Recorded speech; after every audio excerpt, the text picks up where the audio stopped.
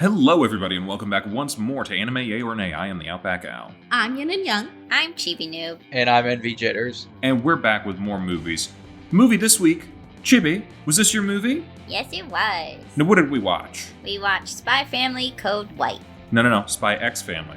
We pronounced the X, right? No. This is like a Hunter times Hunter situation, right? No. Spy X Family or Spy Family, Code White. Why do they... You know what? I'm not going to get into it. What is it about and why did we watch it? So it's sort of like an original story. It's about a mission where Twilight, or Lloyd Forger, takes his family, Anya and Yor, to like a northern part of their country, basically to sort of learn the ingredients and how to make this specific kind of dessert. So Anya can get a Stella Star for class for baking this amazing confection. But along the way, they end up running into some trouble with the military after Anya eats a chocolate that contains a microfilm that is apparently could lead to war. Military secrets. Yes. So basically, shenanigans happen, Anya gets kidnapped, and Lloyd and Yor have to go and save her from the military. Yep. Which is about the summary in a nutshell. Yeah, pretty much. So this is one of those classic anime movies. Like the classic, we have a series. Here's the characters from the series. We're going to do a plot that has nothing to do with the series and will never be mentioned if we ever go back to the regular series kind of situation. Yes. Always fun. Reminded me of the days when I first started watching anime, like, a lot. I feel like I've mentioned before, like, the first anime that I started watching online was, like, Naruto, whenever I realized, oh my god, I could just watch it with subs. And then they had 3 movies at the time. And I was like, what do these have to do with what's going on? Oh, nothing? Oh, great. Okay. Yeah, I remember when I was first like really into anime, and I was like into Inuyasha at the time. And I remember coming across the movies and I was like, okay, when did the movies come out? So I was like, okay, I'll watch them around here. And then I realized that like the movie didn't actually like happen like in universe. It was just sort of there to be a movie. And I was like, oh, well, I don't need to watch the movies then if it doesn't actually, you know, do anything for the story. But Inuyasha itself is very long, so it's already pretty padded. So honestly, I don't really think the movies would have like, you know, taken away from the story itself or anything. Yeah, I've seen some movies where they try to say, oh no, it's canon. It just doesn't, it's not mentioned in the manga and all like the My Hero movies. Like they Cool, are then it's not technically canon. considered canon. That's literally what that means. Words have meaning, whether we choose to accept them or not. Yeah. But then there was the Demon Slayer and Jujutsu Kaisen movies where they were legit like canon because they were based off of stuff that happened in the manga. So yeah, I guess I feel like for this movie in particular, they could. I feel like Spy Family is like one of those stories where it's like Adventure of the Week type of feel. So they could almost like maybe later on in the manga, if the creator wants to, they say, "Hey, remember that one time we went to this one country looking for this one thing to win a cooking competition? Yeah, that was a fun time." Like I feel like they could reference that later on in the manga. Just like, yeah, we had this wacky adventure. I mean, I feel like that adventure itself could just have been its own, like, you know, special volume that actually is like not technically canon and you don't need to read it, but it's like it's here if you want to. Yeah, and I think like this one, it kind of works for that. The other one that I was going to mention is not dissimilar is actually the Cowboy Bebop movie. Because, again, it's also a show that's very episodic in nature. What the problem is like, with some of the movies that we've been mentioning, Inuyasha, Naruto, some of those ones like that, where it's like, you're going to find a special power-up that's so good in the movie, why don't you ever use it again? Because it's only for the movie. And that's kind of where it's like, it's silly, but I do like that sometimes they'll do it where it's like, yeah, technically this fits without causing any real continuity issues. Yep. Yeah, so is this your guys' first time watching it, or did you guys already see this? This was my first time watching it. I wanted to wait until it came out on Crunchyroll because I don't trust the internet. Yeah, this is my first time too. I have not caught up on Spy Family, so this is new as well. So yeah, it's a vacation. Feels kind of Christmassy, or at least winter holiday-y. Yeah. And all right, has anyone heard of the film 1941? I've heard of it. I haven't seen it. Okay. So that's a complicated movie. Oh. Yeah, that was a Spielberg film, right? That he wasn't that proud of. Yeah, it was 1979. It has, like, so many goddamn people in it. But on top of that, it's one of the craziest comedies I've ever watched. Like, I'm pretty sure they actually destroyed a city making that movie. Oh my god. But one of the multiple plots in it is that in the early years of World War II, the early months, or weeks actually, Right. the Japanese had a sub off the coast of Los Angeles, and they were trying to infiltrate the United States by dressing up as Christmas trees, and then a Christmas tree farmer, played by Slim Pickens from Blazing Saddles. Send a wire to the main office and tell them that I said, ow! Send wire, main office, tell them I said, ow. Gotcha. Finds them, and I think they take him hostage on their submarine, which is captained by Toshiro Mifune and Christopher Lee playing a Nazi. And I think he eats either a piece of microfilm or a map or something that they really need to figure out where they're going. And so the plot becomes make Slim Pickens poop. Which is what it was for Anya's storyline. I gotta be real with you. I feel like very few people remember 1941 as a movie, despite how insane the cast is, including like early film roles for John Belushi, Dan Aykroyd, John Candy, Mandark, and like 50 fucking other people.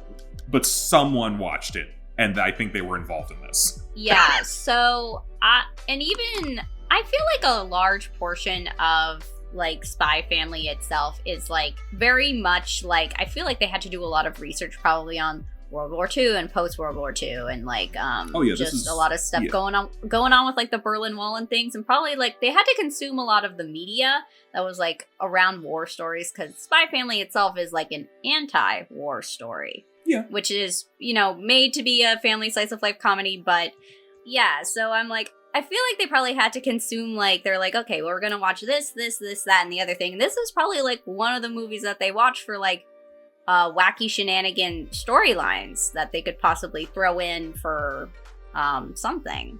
I don't know how much like Tatsuya Endo is actually involved with like the creation of the anime and the movies and things, but like I definitely feel that consuming, or at least like referring to different media that definitely is like within the time period, probably very helpful for like coming up with things to do. I agree with that, and I feel like I've seen, like when I watched the show, I felt some of the other influences that it had a lot of times. I mean, the dog's named after James Bond. Let's be real. Oh yeah, and he's constantly Bond wearing the bow tie. I mean, we know. Yeah, it's just I'm baffled that someone beyond the 12 people I think in the world who have seen 1941, one of them just made this movie. I feel like no one's watched that comedy since 1979. Well, I mean, maybe some people are big movie buffs like you and have actually seen movies. I feel like most of them are on the JoJo's Bizarre Adventure, like, writing cast or writing squad or something. Or they decided to come up with this story and it just was the biggest coincidence ever that it was a plot line from that movie. It's very possible. And granted, I mean, it takes up about as much of the plot in 1941 as it does here. So we're also dealing with riots and air raids that aren't existing, and a rogue Air Force pilot, and a bunch of other insane things. Like, you know what? I'm rewatching that movie. I'm just gonna add it to the list. Oh, it's already. I mean, does 1941 have the same plot line where Anya is constipated and a big plot is her not having to take a shit? I mean, Slim Pickens knows. It's not that she's constipated. She doesn't want to go. Yeah, she doesn't want to give up the microfilm. And Slim Pickens, similarly, knows that the Japanese sub is going to wreak havoc on Los Angeles if he poops. So he's doing everything he can not to poop. And they're trying to feed him prune juice and stuff like that. And it's like... Okay, this is one of those movies. I'm just gonna have to show it to you. You gotta see it to believe it. We gotta do the thing. And I gotta be real with you. My friends watch stuff. Yeah, I gotta be real with you. Most of the plot revolves around a dance contest. Ooh. It's a war movie. It's a sub. You know what? I'm gonna. I'm very curious. You know what? We got a party coming up. I might bring 1941. I have it on DVD. Do it. So, Spy Family. Yes. I am literally just spending all my time talking about like one of Steven Spielberg's least well-regarded movies. So, yeah, the crux of this adventure, I gotta be honest, they did not have me in the first half of this movie. I honestly found it a little bit on the boring side. Like, I enjoyed Spy Family for what it was, and it was like kind of this fun little family comedy thing, and I think part of the problem that I had with the first season was I felt like Yor didn't get to do any of her cool stuff of like being the assassin. I think I've heard they do that a little bit more in season 2. Yes. Yeah. There's a whole arc for that.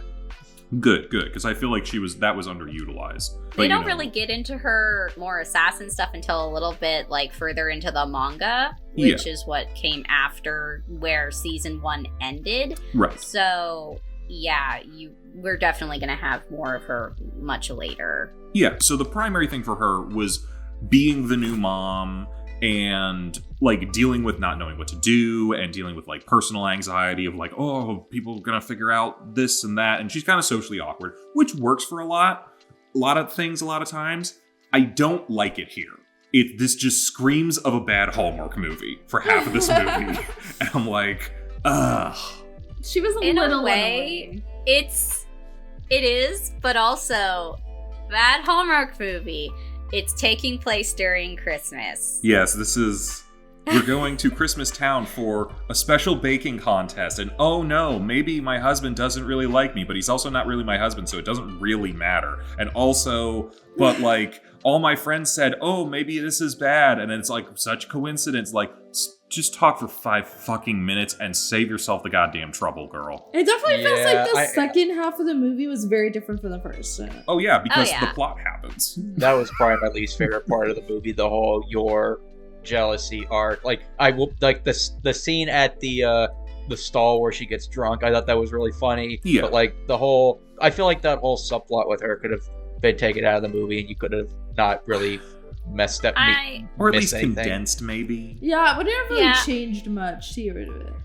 Or yeah, I guess, the thing is like, I definitely, and go on, Al. Well, I'm kind of like, I think maybe there was just a better way to do it. Like, if you want to have her, like, have the anxiety or have, like, the, ooh, I'm not sure what's going on, or I'm, like, wondering, or I'm suspicious of him, what could have been maybe a little fun for a small section, what if she just tried to tail him to see what's going on? And then, like, he realizes he's being tailed, but he can't figure out who's tailing him. So they just, like, they go spy versus spy for a minute and shenanigans. Instead of we're just gonna, like, oh, all of this internal monologue of anxiety and stuff. And I get it. Maybe that's really relatable for some people.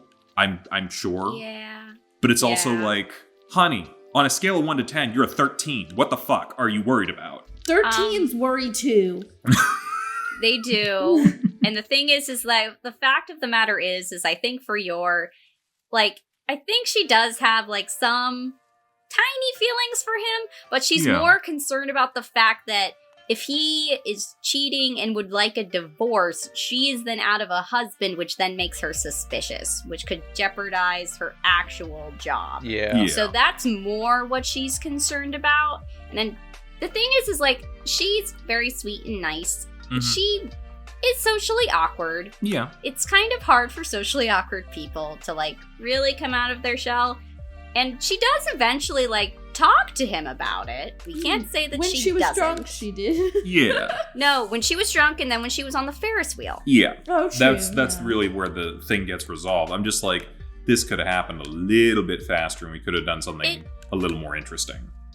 It does, and yeah, they could have done something more interesting with it, but at the same time, it's just kind of like, I don't really think she wants to start pulling her assassin stuff on this man who's supposed to be her husband. I feel like making him a target at some point, I think, would be funny. Yeah, then it goes full Mr. and Mrs. Smith. I'm not sure if it's something that the writers, like, thought of, and then they're like, no, we need something else. We'll just make it, like, you know, a little bit, you know, more her just having a lot of internal dealings with herself. I guess I'm just like, this could have been a little more interesting, a little more fun. No, I agree. To do. But I think, like, they were like, we're gonna, like, not...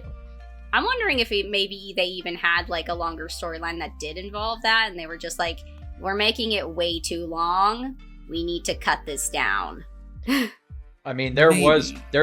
there's episodes and arcs not arcs, but there are moments in seasons 1 and 2 where they kind of address that. So I almost felt like it was kind of retreading some or what's the word? Retreading or retread. Like that's regressing her character a little bit. Well, no, but just like you're repeating stuff you've already talked about. Yeah, it's called a retread. Well, I want to even say that, and I'm not trying to really defend the movie because they definitely could have done different things with it, but for anyone who has not actually watched Spy Family, this is a good way to show like what her character was like during earlier moments of the show.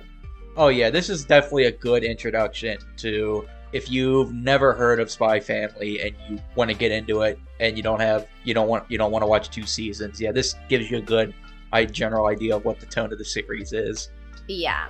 So I would say in that regard, retreading back to like what the characters were like sort of earlier in the series, I think that's not necessarily a bad idea.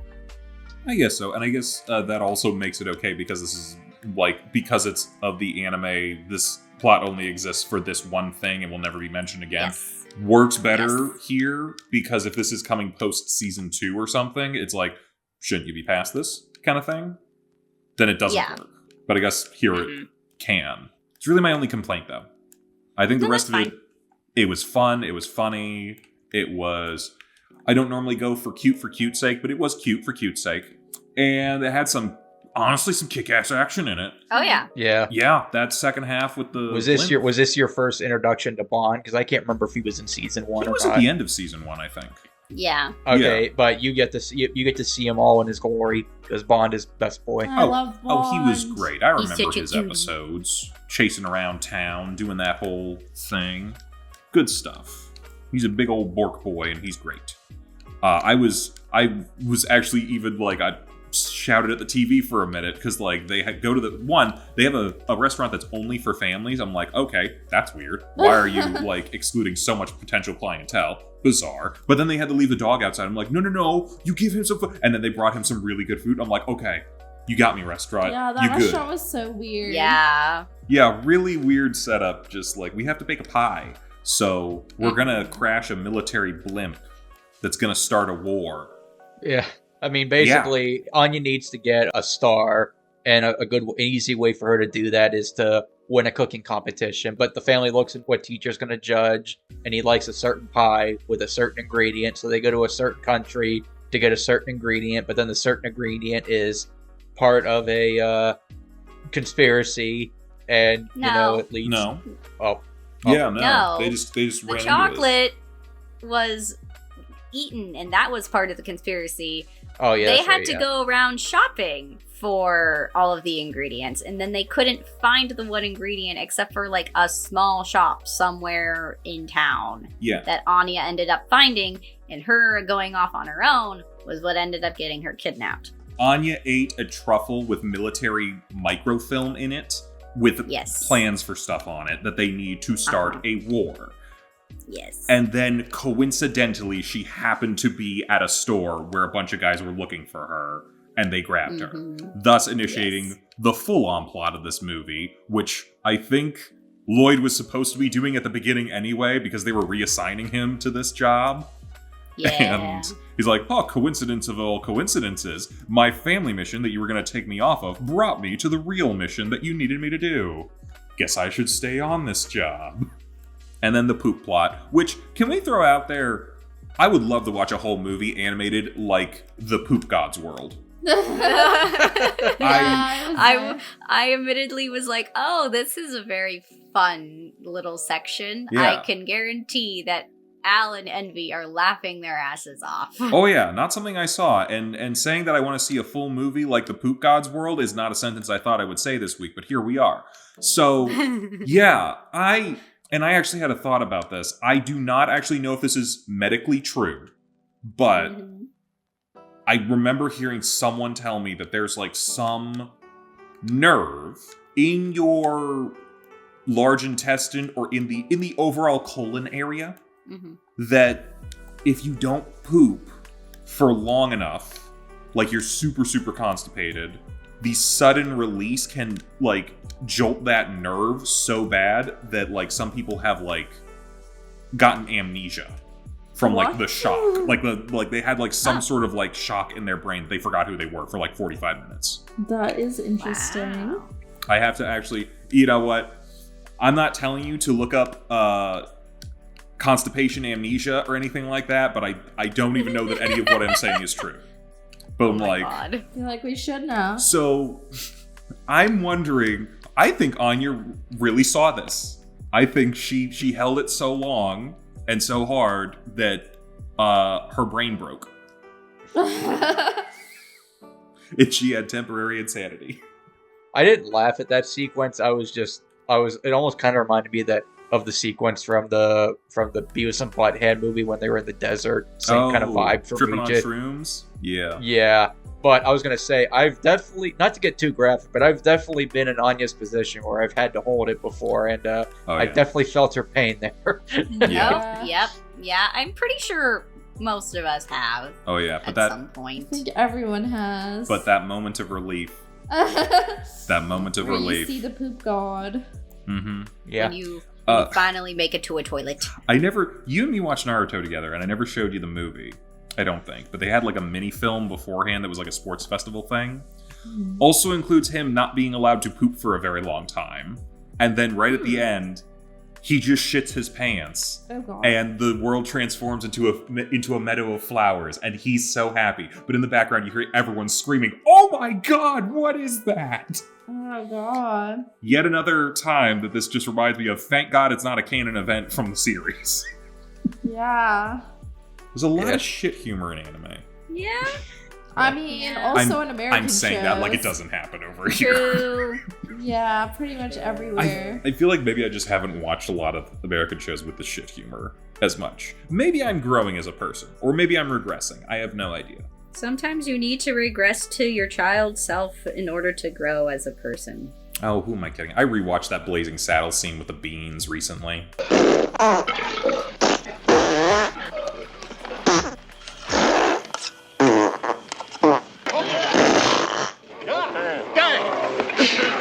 How about some more beans, Mr. Taggart? I'd say you've had enough. It's pretty much the same thing. Yeah. First ever fart scene in a movie.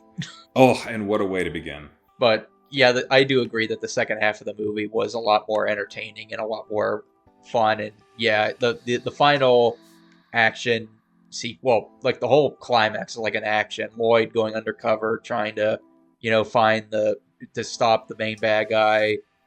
You're fighting against the fucking Terminator. I mean, that's basically what is. Let's be real here. It's a combination of Terminator and Winter Soldier. Yeah. Like, he had that half-mast thing, and they took it off like, Bucky? Yeah. And I will say this. If you liked Yor in the second half of this movie, you would like Season 2, because there's a whole arc in Season 2 where they're on a cruise ship, and it's her time to shine, basically. I'm gonna be honest, I was just a touch disappointed at the end of this movie. Because we get to the end. I wasn't disappointed at the fact that the cooking contest was gonna be done. I was gonna be like postponed. I knew that was gonna happen, because literally you cannot make anything that's gonna be canon for later. And I'm sure there's a canon number of stars she's supposed to have as the series progresses, if she ever gets one. So I knew that was gonna happen. What I was disappointed in was that they were like, well, we go on another vacation. Oh, that's fun. That's cute. We're going to the South. Oh, you'll see a beach for the first time. And I was like, and then Lloyd's like thinking, yeah, and I'll see your mother in a bikini for the first time. And then we saw the future and nothing. She wore shorts and a t-shirt to the beach. You had your chance. You had your chance to make a perfect movie. If only. I might be still on Bayonetta a little bit from last week. I'm gonna be real. I mean, maybe, but also they were just kind of like, this is. We should. I'm not sure if they wanted to chance the ratings. I know we shouldn't like a family show. It was a wholesome moment. Let's not do bad things to this wholesome moment. I'm an ass. It's fine. I just wonder how much titty they can show before they need to push the rating up. You know, I don't know about Japan, but there is a specific thing you can look up for the MPAA here, and they know how much titty is allowed. Yeah, because I just know that it's like a thing in Japan that like apparently like wearing like tank tops or like shorts without leggings on underneath is like kind of considered really strange. Like you're not properly dressed, so like you like need to have something on underneath of them. I mean, it So works here. I'm not sure if it's Everything's just cold. like Japan's weird modesty rules or because I know they do have them. There's probably a deeper amount of research that we could do there, much like the constipation amnesia. But, True. you know, on your own time, you know. We got a lot of Patreon Yeah. content this time around, I think. Yeah. But yeah, awesome fight scene for Yor. Oh yeah. I don't entirely know how the lipstick caused the explosion. Everything was already on fire. So I think it was more the fact that she like covered him in like the oil-based lipstick.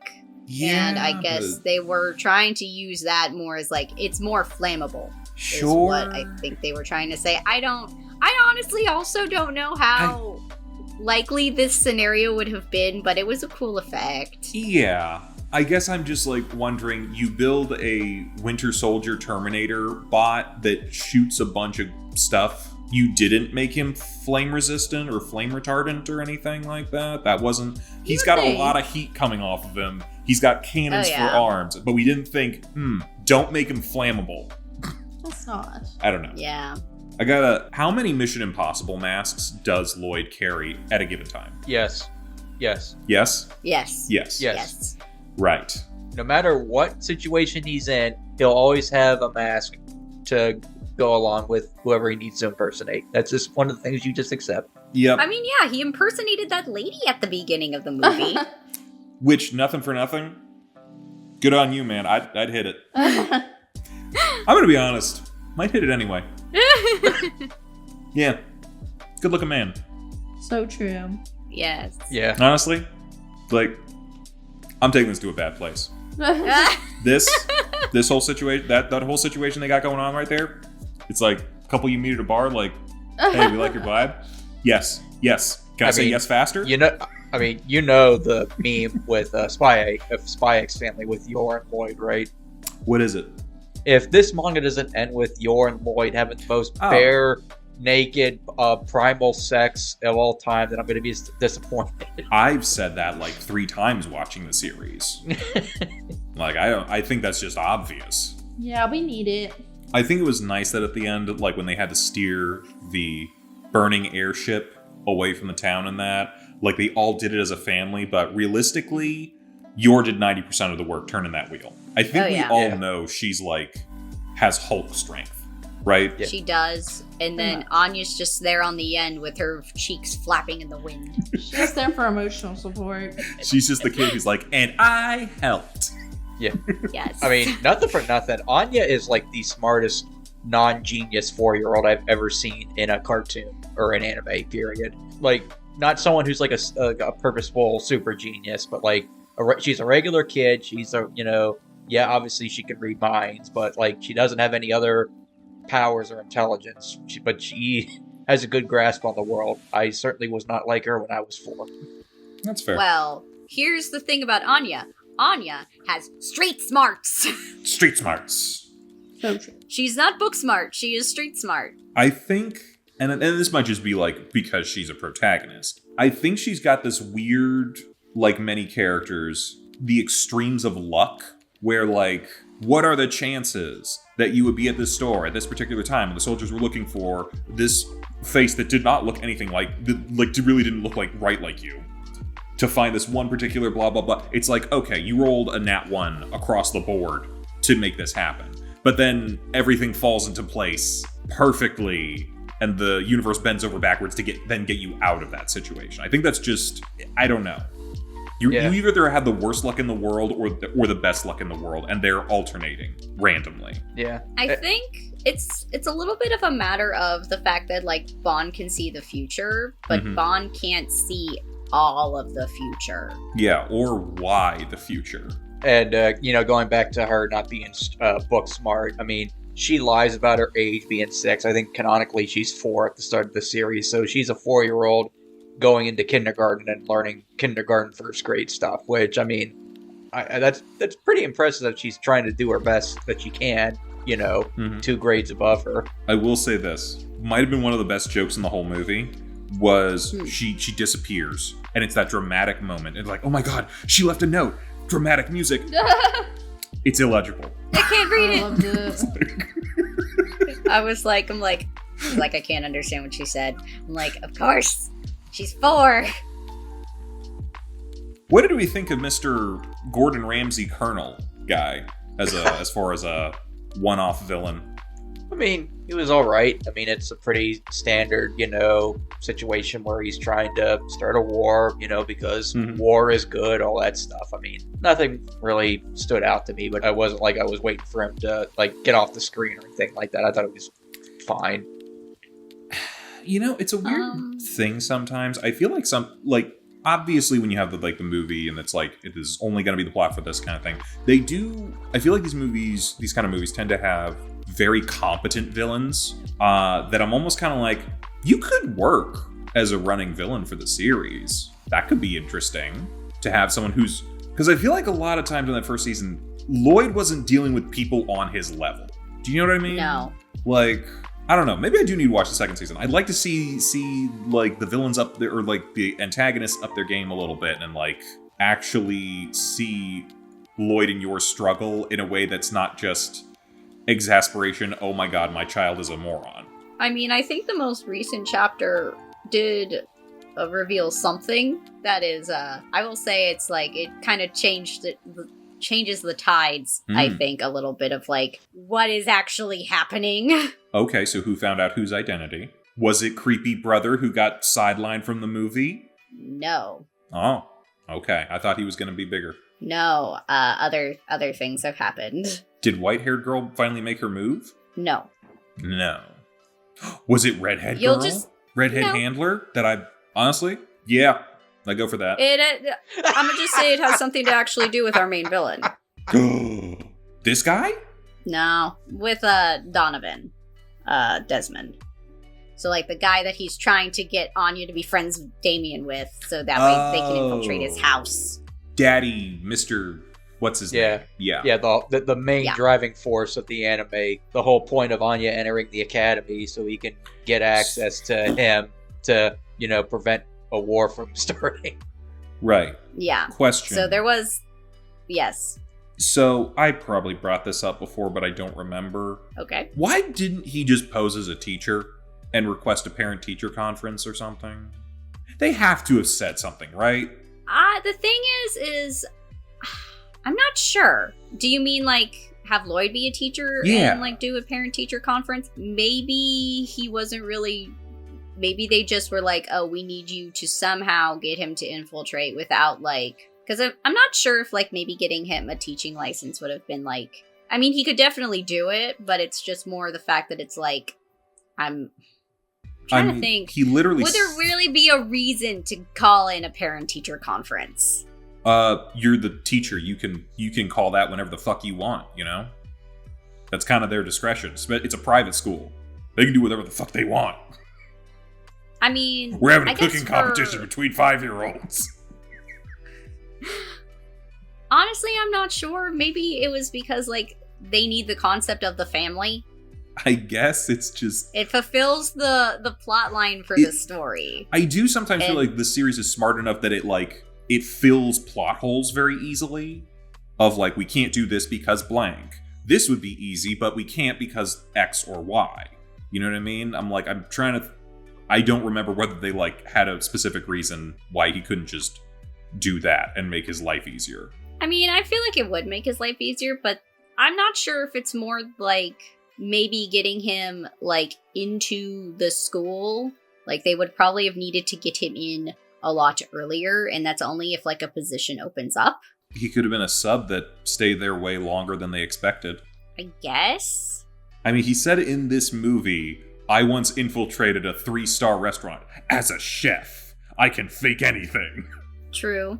Or maybe he just goes as an existing teacher with his Mission Impossible masks. Maybe they just didn't want him getting too close. That's fair. Because I feel like if he then develops a relationship, like with Damien as a student being his teacher, and when I say that, I mean like, being that like, they develop a bond. Yeah. And like, he kind of becomes a little bit attached. He doesn't want to be attached to the son of his target. That's so fair. I feel like that's a conflict of interest. Okay. So making it so he's not the one really doing it, his family is the one that's actually making the ties, makes him like have less strings, I guess, is what I'm trying to say. I guess so. Maybe I just need to rewatch the show. They probably explain it right away. That was probably his first suggestion, and they're like, here's why that won't work. I mean, I don't think they ever addressed it, but Really? I feel like, no, I don't think they did. They told him, get a family together and have the child, go in and, find some way to, like, have this child interact with the kid so you can get close to the dad. Or some way, somehow, make sure that you can actually get to the father. But even then, I'm not even sure Donovan Desmond would have shown up at the parent-teacher conference. I guess that's fair. Because the mother would have. Yeah. Maybe. He doesn't appear in public, ever. I get that, but he's like, a recluse. That he could have like manipulated the mom and be like, well, if he's not willing to show up in public, perhaps I could show up at your house. Maybe he seduces the mom. I don't know. I mean, we got a lot of spy fiction to draw off. I feel like I'm nitpicking something that should not be nitpicked. So I mean, I think it's just kind of like you suspend your disbelief and you go with the concept. That's true. There is a very successful restaurant that only caters to families and no single people or takeout orders, I guess. I mean, there are places that only cater to couples. And there are places that will only cater. I honestly think like restaurants that only cater to families, I feel like I've actually heard of that before. Really? Just seems like such a waste. Do they do well? I don't know. Like, I've heard of family restaurants. There's tons of them. But I don't think they turn away single diners or anything like that. I mean, and is it like, is it just a group thing? I'm gonna be really honest. I don't like going to restaurants and sitting down by myself. I mean, so I never go out to restaurants. It's just, I feel like I could understand maybe like you do a family thing because you're like, oh, we want groups because that'll be a bigger bill maybe. But then why turn away? Why are you going to try to turn away the military guys? It's like, no. We need parents and a child. At least 2 parents and 1 child per table, minimum. I think the movie was just trying to show like the military like using force in order to get their way over something even as mundane as like getting a meal when the restaurant is already full and they don't have the ingredients necessary to make your pie. So you have to take some other family's pie. Yeah, I mean that, sure. I guess I'm just like, that's weird. I guess for me, I was kind of like looking at parts of this movie through a lens where it's like sort of like talking about like being like anti-war or anti-military, and kind of just looking at it like that. But I don't know. I think I agree with you that there are some things that definitely like don't make sense from like how we would approach it normally, at least in this day and age. But I don't know. To be like single people, like it was really weird back in the 60s to not have a family. I don't know. Or to at least like not be married with 1 child by the age of like 29. God, it is weird to think about now. I mean, think about it. Like a lot of people like around our age were already like married with like 2 or 3 kids. Yeah, that's terrifying. I mean, Yor literally says in the first season that the only reason why she went along with the fake marriage and fake family thing was that, if I'm still, and she's 27 in the show, so she's like, I'm still a 27-year-old single woman. People might think I'm suspicious. They might find out I'm actually an assassin. And it's like, bitch, you could be a single, independent woman that don't know man, but not that world's logic. Well, I'm thinking they're also maybe like thinking along the lines of like, what was it, McCarthyism and like the Red Scare and stuff, and like She's on the making everybody communist side. suspicious. Yeah, but they're going thinking like where, you know, all of your neighbors are suspicious kind of mentality. I know. I think it's just one of those things where it's like, oh, she's single. She must be an assassin. That's a leap, and I need to know how you got there. I can kind of understand with like, oh, okay, this is a little bit suspicious. Then maybe people look into me and too much, and then like eventually, but it's like, I feel like they jumped the gun a little bit on some. There's some leaps here. There are some and leaps for sure, but it's like, you know what? She's married. She's a family woman. She would never do something like that. Maybe this is just a result of just Yor has anxiety, so she immediately goes to worst possible situation as is the first thing. I can't say that I don't do the same. Fair. Maybe Yor is far more relatable than maybe I'm giving her credit for. I think she's pretty relatable. Yeah. Yeah. How many guys have you killed this week? 3. Oh, shit. I mean, let's also not forget, too, that, you know, this is kind of unrelated, but, like, Yor's brother, what the fuck's his name? Is part of the military police. Yuri? Yeah, Yuri. He's trying to search. His number one goal is to search for Twilight, and he can't figure out that Twilight is literally his supposed brother-in-law. Yeah. So. I mean, his sister's there distracting him. But, you know. That was the one thing where I'm like, okay, you can be the protective brother. Please stop. It's borderline siscon. I think it is siscon. It's borderline nothing. It's just, there's no border. He's crossed the border years ago. He's built a sister complex, unfortunately. You know, he'd probably be an anime fan nowadays. Yeah? Well, I don't know. Have we exhausted all the possible thoughts about this? I mean, I've said all I wanted to, for the most part. Envy? I will say, the music that played during the credits, the second song, that song has been stuck in my head ever since I heard it last year, called Soul Soup by Official Dism. They sang the first opening to the first season, Creepy Nuts, and I've listened to that song on repeat almost every week or two. I love that song so much. Did you call it Crazy Nuts or Creepy Nuts? Oh, Creepy Nuts, excuse me. Creepy Nuts? Are we talking about Yuri again? It's Crazy Nuts. Oh, Crazy Nuts, excuse me. But yeah, I like to highlight anime music because that's pretty much all I listen to nowadays. I don't listen to regular radio. I listen to anime songs on YouTube because that's how far down the rabbit hole I am. Hey man, it's a comfy hole. I mean, that was basically me with Vocaloid songs back when I was like in high school. That was pretty much all I listened to. I've recently rediscovered I get it. Early 2000s alt rock. So we all got our welcome. It is a very fun place. Probably. I just found some playlists. Not the point. So yeah, final thoughts on this. I think overall here I'm a yay. I'll give it a yay. It's got some parts that I'm kind of like I roll my eyes at a little bit, but it's fun. It's honestly, when it's good, it's really good, and when it's not as good, when it's really good, it's kind of comfort food. So yeah.